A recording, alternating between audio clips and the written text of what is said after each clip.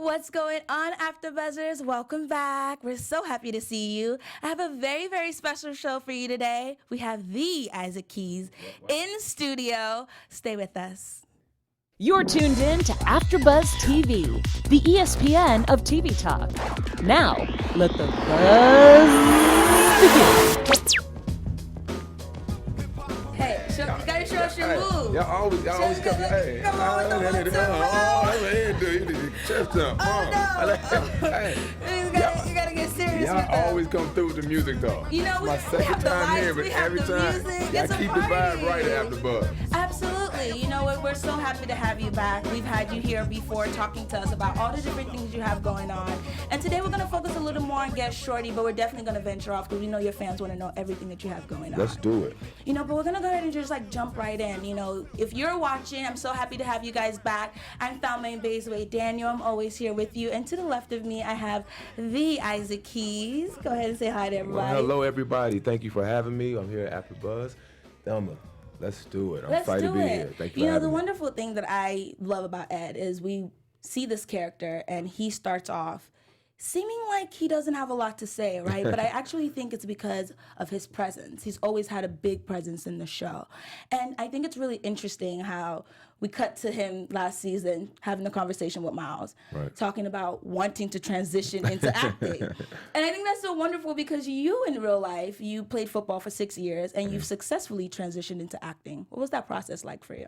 It was a very revealing process. I think like any transition, there's you face some moments of uncertainty, moments of just trying to figure things out, praying for direction. And I think in that moment, it's just throughout that process, and what's exactly what it was a process that helped me get prepared for the moment and making the transition to acting. I knew I wanted to continue to do something where I could allow myself to create. I'm the type of person where sitting at a desk with 9 to 5 just ain't me. I would go crazy. Just not your thing? I would drive everybody else crazy too doing that. So I found that passion in acting. And, you know, anybody knows that, you know, when you get something taken away from you, you're trying to find a passion in something else. It's sometimes very difficult to do, but when you do it, you go all in. And I was able to fortunately find that in acting and just going from there. Well, I know your first encounter with the arts was actually through theater. Yeah. And, you know, like a lot of your castmates, actually, you're no stranger to the stage. Yeah. So what do you prefer, or do you prefer, to be on set or to be on stage? How does it differ for you? On stage, it's like a football game. It's like you're nervous to that first hit. And on the stage, it's like you're nervous until you get out there and then, okay, I'm out here and I'm in the moment, but you have to be in the moment. There's no cut. There's no, playback. Oh, what's the line? No, it's none of that. So you have to be able to know your stuff when you go out there, but also be able to react off the other people that your castmates. So I, as much as I enjoyed theater, because it really broke me into the business and for us just being able to know, okay, this is real. But then the other side of it, I love being on set because it's like you can still continue to create moments, and you know you can make some adjustments if you need to. It's kind of like watching that game film, but then coming back and be like, okay, well I can do this better, or getting a direction from the coach or the director and saying, hey, I need you to do this, this, and this, and make those adjustments on the run. So I honestly I prefer set now, but I'm open to all of it. Love to It's create. a different kind of muscle. It's a different kind of muscle being able to take that direction and then apply it. But you talk about it being like a game. So what are some of the tools, like life tools, you feel like you've learned on the football field that you very much apply to acting every day? Resiliency, perseverance, and just the work ethic. The preparation leading up to the performance is one of the biggest things. And then other than that, like people don't realize, you know, first of all in football, you know, you see all the glitz and glamour of, you know, you see the Sundays. They don't see the preparation that goes in throughout the week, 16, 12-hour days, whatever it may be, in preparation for just that one game. When it comes to acting, there's a lot of preparation. There's a lot of no's. Like you, as an actor, what your goal is to try to get auditions and get the right team around you in the auditions. Then you go on these auditions, and then you go in there and you give it your best, and then you still don't get a call. It's subjective. Yeah, it's very subjective. I heard a story once where a producer said, somebody behind the scenes said, you know what? The cast was like, oh my gosh, she's perfect for this role. The producer said, you know, something, you know, her mouth, it just reminds me of my ex-wife. Wait, I was like, what? yes. I mean, that's how subjective this game is. No, it is. You're right. Football, I can run a 4.340, bench these weights and go out here. But I know when I do well, I score a touchdown, I get the affirmation from the crowd, my stats and like that. Acting, no. You do the best audition, you went in there, and you just don't get a call back. It's like that relationship where you. Yeah. So what had to switch for you then? So there had to be a moment when you're coming off of this career, trying to transition into this new career, where you realize, okay, much like we have Miles trying to transition from one career to another, he's realizing, okay, I have to switch my tactics. Something has to change in the way that I view life, or I view how I'm going to go and attack it. Did that happen for you? Yeah, you just can't take things personally. You go and you do your thing. You take the sides in the room. You do your audition, and when you leave, you throw the sides away, and you move on. Like, it's easier said than done, but a lot of things that we need to do as people or anybody as individuals, we learn how to just move on. You have to move on this way to the next one. Then after that, you just keep on working on the craft. You just start, and your life experiences are actually the tools that you develop to bring in to help into these next auditions and to these next roles, because I worked as security guard for a while. Yeah. My first breakout role was on Jurassic World as a security guard. So it's like the process of being a security guard at this club transferred over to being this, me not even knowing it, but I looked like a security guard at the time. Yeah. So, or but even it's now. also trusting the synchronicity. You don't know what tools that you're picking up to kind of land you where you're headed, right? And that's the experience that you get. You realize that everything that I do in life is an experience that I can carry over to find a truth into a character that I'm going to portray at one day, either now or later on. Absolutely. Yeah. So let's get into your character even more, Ed. Okay. I feel like one thing that I've noticed this season is how Amara has truly started to depend on him more. I think about Pest Control episode 2, where everything is going on in the house, and for whatever reason, she's consistently looking to Ed for the answers. It's like, what's going on? You tell me what's happening. And all of a sudden, we have Iago, but he's questionable. He's questionable in the ways that he can take on responsibility. And I think that Ed is doing a really good job of mirroring Amara's way of strength, of showing strength, which is very calm, very calculated. So maybe for those reasons, she's starting to trust him even more. But where do you see this going for him? Do you think that she's really going to bring him in, or this is a temporary thing while she's on outs with her nephew? Well, I think Ed has always been in. Even in season 1, like, Ed was still the guy that she knew she could confide in her own way. Not necessarily so many words, but her own way. She could look at, they had the type of chemistry where she could look at Ed. Ed knows exactly what she needs to be done, or she wants to be done. Season 1, it was just like, okay, what you say, let's do it. Season 2, I think Ed is starting to kind of question some of Amara's motives, because he doesn't feel like she is seeing things through clear eyes. Absolutely. Love is in the picture.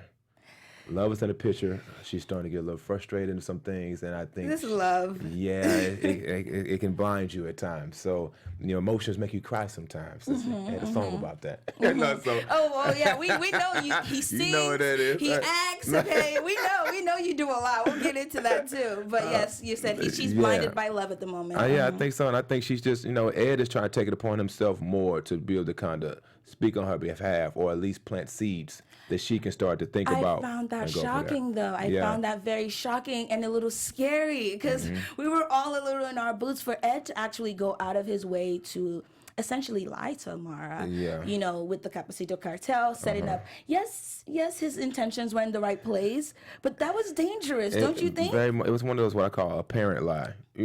Parents sometimes tell those little lies to their kids that gets to get them to do what they're supposed to do, and they're like, oh, their kids, it's okay. It was one of the things where I think Ed did. He overstepped a little bit for the sake of her livelihood, for the sake of the family, to keep everything together, to try to push her in the right direction, because she just wasn't seeing what she needed to see at that moment. Just to kind of, the cartel is not to be played with. Yeah, they outnumber us. They have more ammunition. So it's like we got to be more calculated, and they're usually 2 steps ahead of anybody. So that's just Ed trying to look out for Amara in his own way.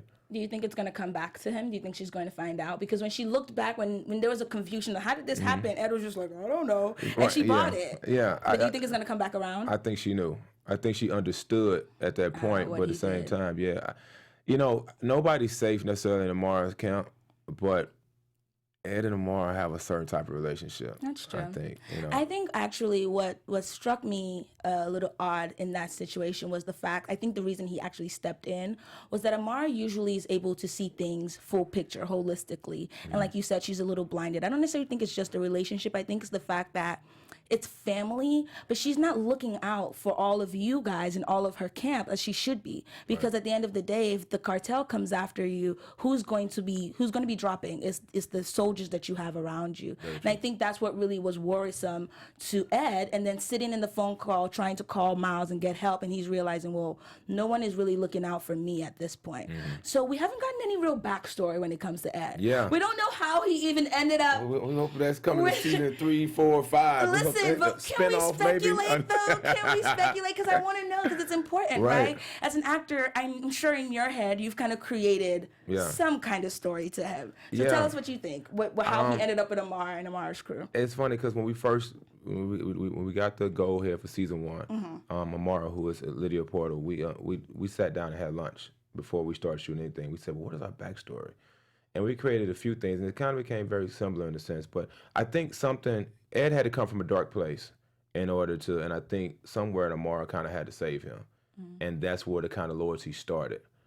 I came up with different things saying that, well, Ed had a family and maybe a daughter and a wife, and maybe something he got into a big gambling debt. And somehow somebody came and he killed his wife and his daughter to a point to where he went to a straight dark side, coming from playing sports and went to a dark side to where I don't know how, but somehow he met Amara through that whole casino business. She somehow saved him, gave him a position, and he's kind of moving on in security ranks throughout that facility of the casinos. And I just feel like because Ed is so quiet and with a presence, it's a lot. Anybody's like that, and anybody that share that inside their own perseverance knows that comes from something deep. They've lived, yeah. And that's the difference between him and Iago, right? You have somebody who we don't know his backstory really either. We don't know why are you with your aunt versus versus your family. Right. But there's a sense of entitlement that comes with having your loved one in a position of power that you don't get from Ed. And he's kind of like simply, in my opinion, just quietly working his way up to really being the number one person in her crew. I think so. I mean, the person you got to watch in the room is the quietest one. True. The loudest one is just like a chihuahua. So, it is what it is. So I think Ed's gonna have. He's a mystery man, and I gravitate. A lot of fans gravitate to that, and I appreciate them because they always everybody's kind of curious about who Ed is, where did he come from,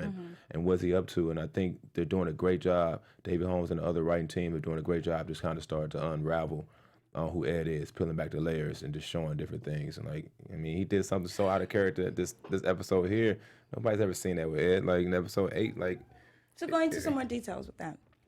Episode 8, right now, everything is kind of going, it's getting haywire. Last time Amara's house, our house got shot up, which we presume is allegedly the cartel, as a hit back on us. So we're on lockdown mode. Nobody's going in the house or leaving the house without, checking in first.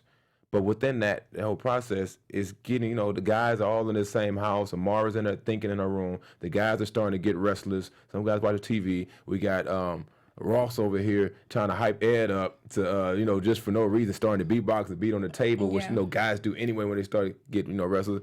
Does that, and they tell me, Ed, break it down. So it's like, okay, Ed has another side to him. Where did this guy come from? Ed literally starts popping his chest, and then next thing you know, the scene come back, Ed's dancing with his shirt off, like flexing and everything. It's like, wait a minute. Mara comes in and catches him. He's like, oh, wait a minute. Okay, so he's back to serious mode again. Yeah. But somehow he even got lost in the moment of just like everything that's going on, and that was his way of breaking off things. So I don't know where Ed's coming from. Maybe. But the thing is, those are the beautiful humanizing parts that we have with this show, right? You can have something so serious going on, and then they just inject these little pockets of humor. So it's really important. But I feel like, I don't know, in my opinion as a fan, I've been paying close attention, and I feel like I'm used to being surprised by Ed. When we were having the robbery going on, Ed was the only one who knew all those items. And it was like, wait, why are you so cultured? Why are you so worldly? So I think these surprises, that's why also a lot of people are curious about this character. Sure. But like you said, your character and your real life, you guys have, you share a little bit of similarities. Like you said, he used to play football, and now he wants to be, he mentioned wanting to be an actor. We'll come back to that. I think I have a prediction about that, guys, but we'll be back. But, you guys have some similarities. How do you feel like you draw from your real life to Ed? Or, what are the differences, the hard lines where you just do not understand his thought process? No, I think, me and Ed, we're two peas in a pod. Like I said, and the writers do a great job because One thing about Davey, he's so personable, and we always talk, and we shared moments when we all been in Albuquerque, just sitting around, maybe having a drink and talking when we're not working. But you can see his wheels turning.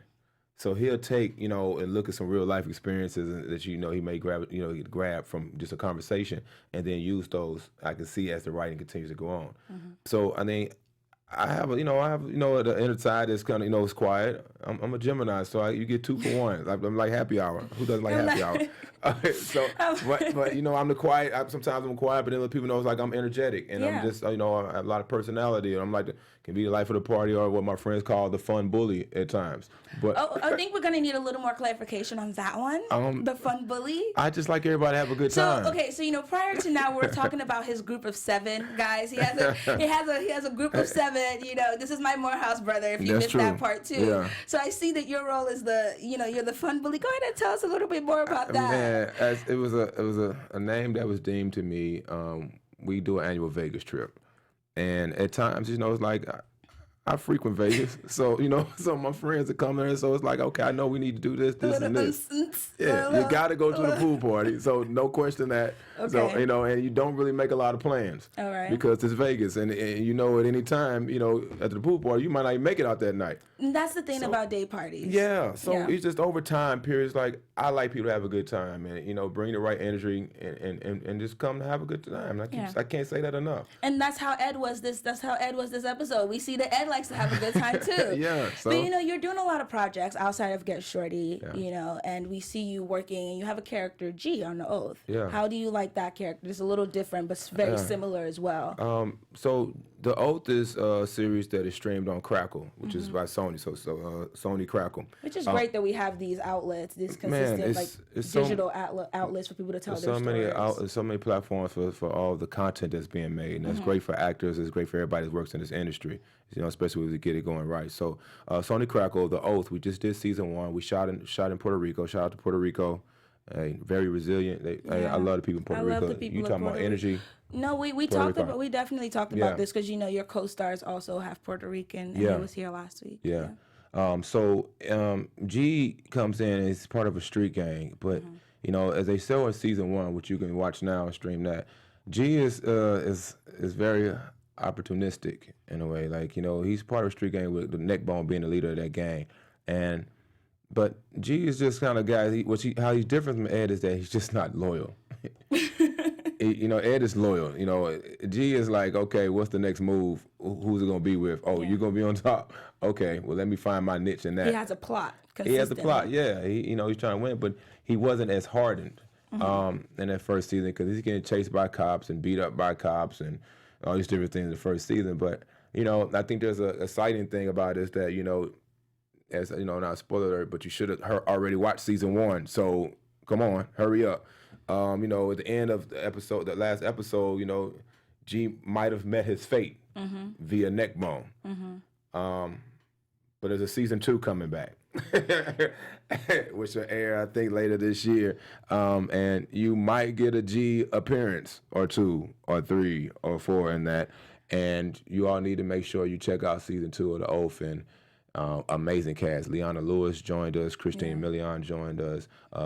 It's produced by 50's involved with it too. Yeah, Zulai, she's there. And then the whole cast from the first season is back. Corey Hardwick, everybody. I think that's wonderful, and I think that also speaks to some of the things that we see even going on with Get Shorty, and a character that is a little more into himself right now. I'm just really trying to hone and figure out his plans. A lot like G is Miles, right? He's kind of has himself in the front run. And I think that one thing that we've been doing here on a lot of the after shows, we've been comparing each episode to a new American gangster. And we find out there are a lot of these people who start off in this life and, you end up being an FBI informant because the whole purpose of being in a life like this is you're very self-involved and self-indulgent. So when life is when you meet your fate in that sense, sometimes people choose the other way, and which is something that we see going on with Miles right now and Get Shorty. Are you supportive of that? Did that really shock you guys when you saw that he was going to make that turn?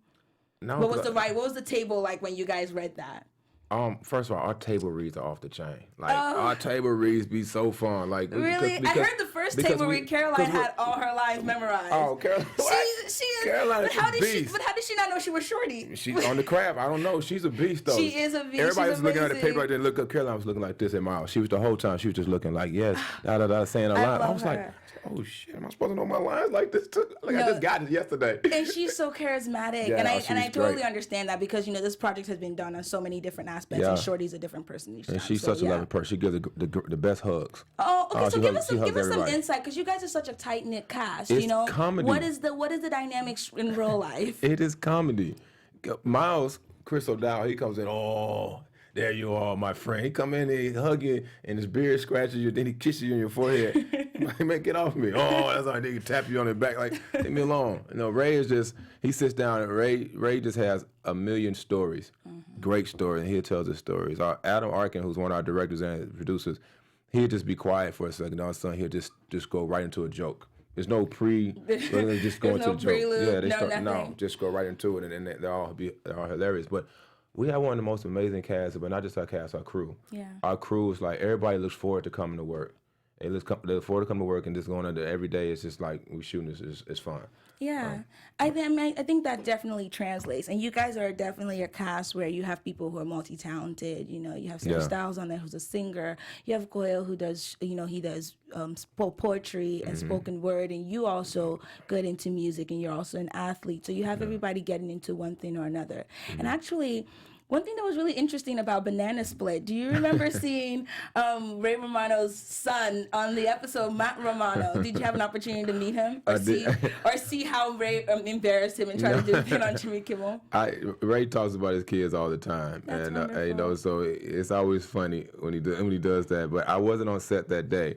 But the buzz afterwards, but the buzz after that was just like, it was just an amazing day where Ray was just going off, and he was really all into it. And the Banana Split thing, they had a whole big ordeal with that, and then something to do with the bike riding too, or something was going on. I mean, it's just I think it's a wonderful thing to see a cast like you guys. Yeah. I think because of the nature of the streaming for this show, there might not be as much buzz as it should. I really always say this is truly one of the best kept secrets, but I think it's an Emmy award-winning show. It's really wonderful. Thank you, I appreciate it. I really appreciate the humor and the drama that we get from the show. One of the cast members said, how does it feel to be on a hit show that nobody's seen? And it was like, wow, you're right. But that is changing. But that is definitely changing. But I think the beauty about that is there's a great surprise when you haven't necessarily heard a lot of buzz, or you see these posters and then you watch and you're like, wow, why isn't everyone talking about this? Because it's that good, Exactly, right? it is that good, and everybody should tune in. I mean, check it out, find a way. I know Epix sometimes can be a little difficult to find, but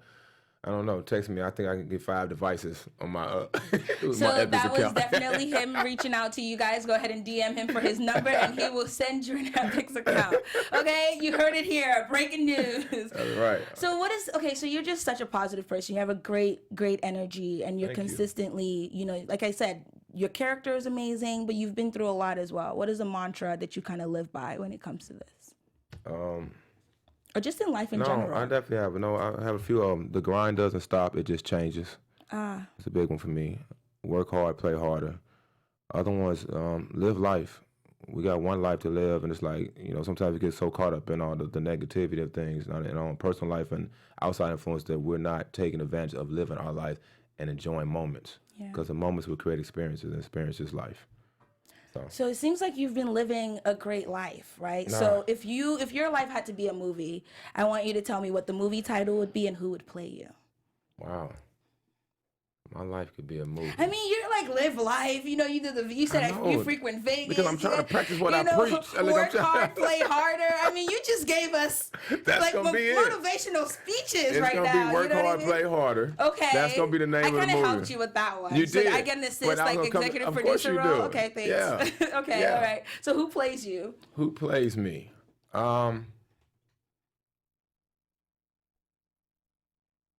Nate Parker. Yeah. That's a great choice. I like his depth. I had a chance to work with him a little bit on Beyond the Lights. Yes, you both worked together on Beyond the Lights. Yes. You did your research. Of course. Come on. Yeah, we get it done. We got it together, man. It's nice. We have to. You know how it is. You know how we do it. But go ahead. But I like his depth. I like his authenticity. and then where he can go in so many different directions. Yeah. So it's like the part of me is going to be the analytical side of me trying to figure things out, sometimes overthinking things, but then also side of living life. Yeah. And I mean, I have been through, my share, what I say is personal things and things I say, my walk, my journey. Yeah. And I think people, we realize the process is preparing you for something. And I think that's what a movie is about. It takes you on a journey. And a good movie that takes you on it, then it grabs and pulls your emotions and takes you on that journey with them. And that's good and bad. Mm-hmm. You wouldn't know good times if you didn't have bad times. Yeah. So that's, work hard, play harder. Yeah, but in this journey that you've had, I'm curious to know, I know you talk about rejection, and we've all dealt with that just in this business and in life. But I'm curious to know a moment where, you're very, very distinctly, you can remember, like, okay, I was really about to walk away. And this kind of pulled me back. And where you want to see yourself going at the end of this movie in terms of how you want to impact people. I think it is two things. And it's going to start off before the acting. After football that's when I saw my rock bottom. Mm-hmm. It was things that happened in my life that, some people say they pulled the rug out from behind you. I feel like they pulled it up in front of me. Like I saw it all happening but couldn't do anything about it. Mm. And as it started to continue to happen, I saw football being taken away. And now, mind you, football was always a grind for me. Like small college, Morehouse. Morehouse, we got one side of the stadium, 2,000, 3,000 kids there. Nobody was going to the league out of Morehouse. So that was a big feat for me to make that step. So, I talk about football a lot because that's what the part of the process to prepare me to be where I'm at now. The mindset. All the rejection, all the not knowing, playing for direction, and, like, why am I here if you're not going to give me this, Lord? Mm-hmm. Why are you putting me in this situation if this is not going to be the outcome that I feel like I think it should be? Mm-hmm. So it was a time where I went to church, and football was and I went to church, and I did not receive the message that I wanted to see from the pastor. And you go to church, he was talking to me. He was talking right to me. He was talking to me. That's what I needed. Ooh, I received that message, Lord. I receive it. So I was in the exact opposite. I was in there, and I was sitting like this. I was getting impatient. I was getting. You sure I came to the right sermon? Hey, this is my first time. This I've never shared this publicly in a sense. So it was me. I feel comfortable. So I was feeling fidgety in my seat. I was in my car driving home, and I just honestly broke down and started crying in the car. But at the same time, I was laughing at myself.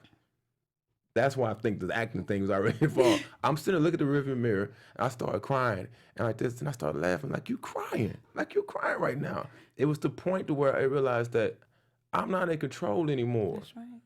That it's not in my hands. All I could do is stay in the motion and stay active, but I'm not in control anymore. And I don't know, and it's okay not to know sometimes. Mm-hmm. I didn't know where I was getting ready to go or do or what it was going to be. But that moment, I knew that I wasn't in control. And all I could do was just try to stop and just listen. And I had to let go of all the things that I was letting surround me that was negative. It says you will hold your future hostage if you hold on to the past. Absolutely. So I knew I had to let go of a lot of things. And once I started doing that, things started coming to the fold. And then as I continued to work, the grind started happening. I ended up moving to LA. Same story a lot of people have, a dollar and a dream. No, but the truth is, but listening to you, I think what I get from that is two things. One is the synchronicity, right? Because once you tap into that aspect of rock bottom and then you decide to change things, you start to pay attention to how, like, the provisions just provide themselves if you're in the right path, right? Yep. But it's also the being still. Yeah. It's just taking a moment to pause, which I think we can all do, from time to time. You definitely do. And pat yourself on the back. Appreciate where you came from. Thank you. So you have a lot of things in pre-production. You have projects that we want to know about. Yeah, tell us what can we expect that's coming up from you in the future? That's that director Joshua Coates that's out there putting that in pre-production on IMDb, and hopefully we will get those things started. Amen. We will. Yeah, and we will get those things started. So yeah, man, I'm just continuing, to try to move forward and progress. Yeah. This acting game, all you can do is look down and say, okay, where's my progression? Because at any given time, it could just, it's dry spells, peaks and valleys. So it's about doing that. But the other thing is, and I'll go back to the question, but the other thing is to find things that you love doing outside of acting to keep the anxiety off of you. Yeah, like I'll coach the football, or I'll go mentor kids, or learn how to play the guitar, or do things like that. So I'm not like, okay, where's my next job? Which I still do anyway. So it kind of keeps you grounded, right? Yeah, you got to stay grounded, and and just know that it's going to come. So there's a few projects there in the works, and we just. The names. It's gonna come. Yeah, they're coming. They're coming. We've put it out there. We put it out. It's out there. Did you see? I flew it. It went. Thank you. I grabbed it. Really good. It's out there, guys. All right, AfterBuzzers. Yeah. You know we need your help. Hey, AfterBuzzers. Our network produces nearly all your favorite TV shows, from sci-fi, dramas, reality, and more. There's no network that works harder to work for television fans like you. But we need your help. You know we do. We need you to subscribe to one or more or all of our YouTube channels. By subscribing to our YouTube channel, YouTube will give you... Okay, guys, let's do this again. YouTube would definitely give you some content that's tailor-made just for you. And if you're worried about any pesky notifications, don't worry about them. They are optional. So go ahead and let me know that you subscribed, and I will say hello to you on air. For now, thank you for being the best fans ever and helping us with the ESPN of TV sports. Okay, of sports? Do we do sports here? Yeah, we do sports. We do wrestling. You do all that. We also do politics. Did you know that? I do. So speaking of politics, I know that you have a little bit of a relationship with administration that we have going on now. You got your start in reality, right? You gonna go there? Yeah, but I mean, okay. So I won't go there. I will speak about the new book that's coming out from Omarosa. Omarosa. How do you feel about her? How do you feel about her trajectory and kind of how we've seen her move in the last few years? Me personally, it's all love. I mean, Omarosa's Omarosa, and she's a very smart and beautiful woman, and she knows what she's doing. Absolutely. When she doesn't know what she's doing, she acts like she knows what she's doing, and that's why I think why she has been able to have a journey like she has had over the years, and just continues to be her. Being that you've had that relationship, I guess a closer relationship with her, what is one of the biggest things you feel like you've learned from her? Grasp the moment and opportunities. We see that, and that's current events, right? Yeah, but that's and it's up to you to choose which ones you want to grasp and take advantage of and ride on. And that's why I think that's where it differs between person to person. Yeah. She makes her choices like anybody else, and she does what she does. And we'll all see it all play out. So now that we're already talking about news and gossip, let's get into some more news and gossip. AfterBuzz TV News. Alrighty, guys. So just the other day, I was watching up on Get Shorty, and there was a huge panel, and we had Davey talking and a lot of your castmates, and you talked about how the writers are so open and kind when it comes to sharing and also involving some of your real life into maybe your character's life. So there was a question that was asked, and I would love for you to give an answer after you see this, but all the cast members kind of gave an answer to this as to how much do you need to know about where your character is going, and if that affects, your planning now. And I thought what April said, who plays April, Meg Stevenson, I thought what she said was really wonderful, because she tries not to know. Whereas you had other people like Gaia was like, I need to know. Yeah. And Lydia was like, I kind of play around with this, so it depends, right? So I want us to see what she had to say, and then we can kind of get into that. Okay.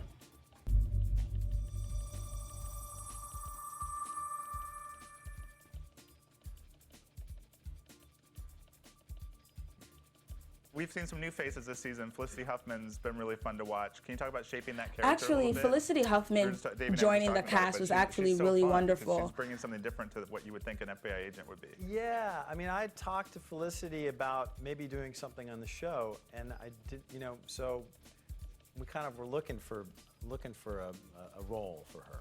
And, the thing about looking for a role for Felicity that I think is actually really interesting is the fact that she brings such a newness to this character. You expect an FBI agent to be extremely tough at all times. Right. But you see a lady who just finished talking to her grandkids, and she's like laughing with them, and she takes a nap, and it's this and it's that, but she still brings this magic to it. And I think one thing that we've noticed about a lot of these new characters is, even though we don't know where they're going or what their backstories are, everyone is falling in love with the movie business more and more. Yeah. Right? So that's why I'm kind of curious. Do you think that we're going to see Ed come back to actually following the movie business the way we've seen everybody else fall in love with it? I don't know. I think there's a lot of things they're throwing out there. You know, some people saying, okay, wait, well, Ed should come back and maybe he's working with Rick.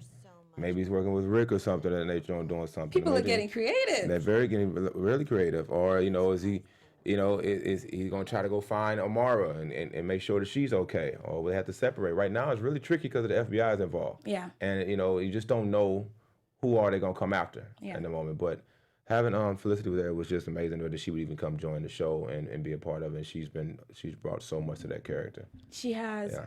She's been fantastic in so many ways. I think we actually have the clip pulled up to where Meg Stevenson was giving her answer. So we're going to play that for them now.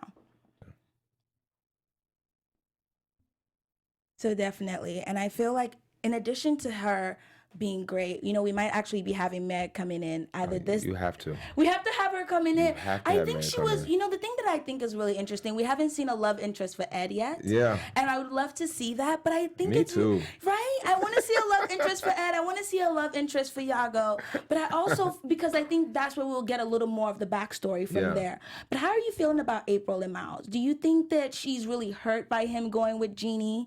Or how do you think that's going to play out? You think we're going to see a full-blown love triangle this season? I don't know. You know, April is still, you know, she's still strong and she's never been very emotional on the season. I mean, in the first season, she had like a little booty call guy to just come through for 20 minutes and then leave. Yeah. We remember that. We remember that. So, I mean, you know, so with that being said, you know, her and Miles, I think because they work so closely together, there are some emotions being driven in that. I'm not sure if she's going to explode on. I think she might internalize those emotions. But, you know, the more you're around somebody, then also they push you in a position to combust a little bit with those emotions. I don't know, but we'll see how that goes. But let's listen to what April has to say about her character. Sure. I stopped myself from wanting to know. I think there's a certain level of trust that you have to have being an actor in this business, and I think I deal with things in the moment. So if there's something that I'm having trouble with, then I call him and I ask him, and Davey's always very open about saying where it's going and just talking you through certain things. But no, I like to kind of live in the moment with it, and I mean, it's like life. You know? What do you think of that? Are you somebody who wants to know where your character is going, or you want to be surprised episode to episode? You get to the table read, which seems to be like a big party, guys. Invite me one time. I would love to write about it. And, you know, so do you like to be surprised from episode to episode, or are you more like Megan? Well, the funny thing about that is that, you know, the scripts kind of get sent out. Some people get the scripts beforehand.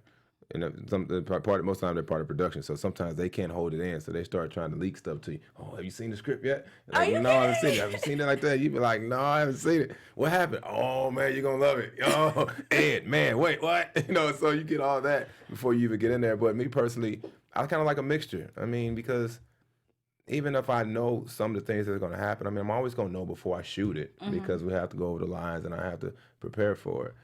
But it's just always exciting to see what the writers think about your character and your journey. So you kind of get excited about that, like, oh, so that's where y'all gonna take me? Are you the guy who hangs out in the writing room? Are you like, no, you take them out to lunch after? I'm cool enough when I can just text them and just go ahead and toss me something. Right. Okay, so you guys have a lot of different projects going on, and we do have a clip of a great film that's on Netflix right now. That's also with your co-star Chris O'Dowd. We're gonna do a quick clip of that, and we'll go into another break of you. Think of him more intensely. Cool. So this is the incredible Jessica James. Oh, I gotta watch that. So yes, it's actually wonderful. It's starring Chris O'Dowd, and he is playing this divorcee, and they're having this back and forth. We're not going to go into the full clip, but we just wanted to kind of give you a taste of what was going on for the fans out there, so they can go ahead and support the rest of the cast. So you talked a little bit more about who gives the best hugs, right? You said Caroline gives the best hugs. Caroline gives the best hugs. So we saw a little bit something of like who gives the best selfies, and we're going to have you settle it right now. So go ahead and roll the clip.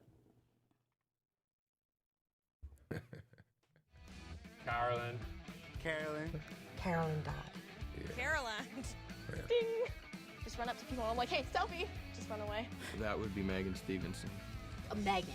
But she doesn't take selfies, actually. She gets other people to take the pictures, but it's basically a selfie because she, like, makes it happen, and she's amazing at it. I think I do.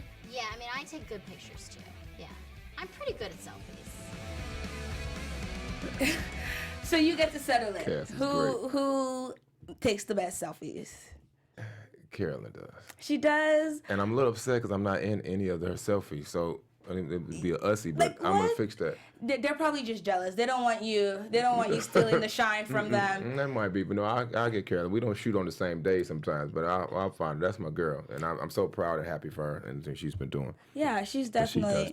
She does good selfies. She's definitely great. So in every episode, we kind of get into a little bit of predictions in terms of what we're going to see next season and moving forward. I like when you say next season like that. Yeah, you're right. Say it again. Definitely, because we're getting into next season. But before we go into next season, we're going to talk about our special segment about Machine Gun Kelly. Okay.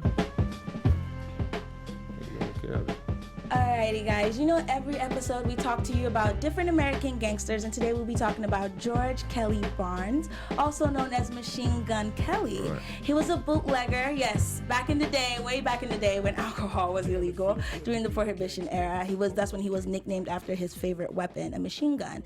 In 1933, he committed the most infamous crime where he actually kidnapped a huge businessman at that time. And he held him for ransom for $200,000, which would equate to about $3.5 million now. So Kelly and his wife were both arrested and charged with life in prison after that murder. Okay.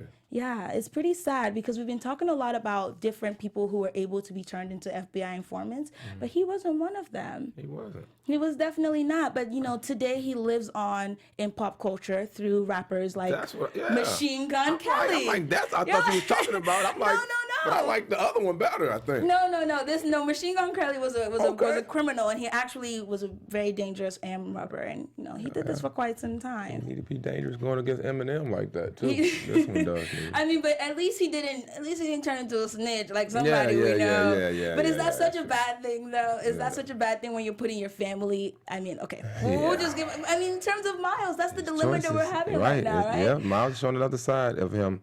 And dealing with the FBI right now. Exactly, and we'll have to talk about how Lewis feels about that. Let's get into predictions right now. And now, your AfterBuzz TV predictions.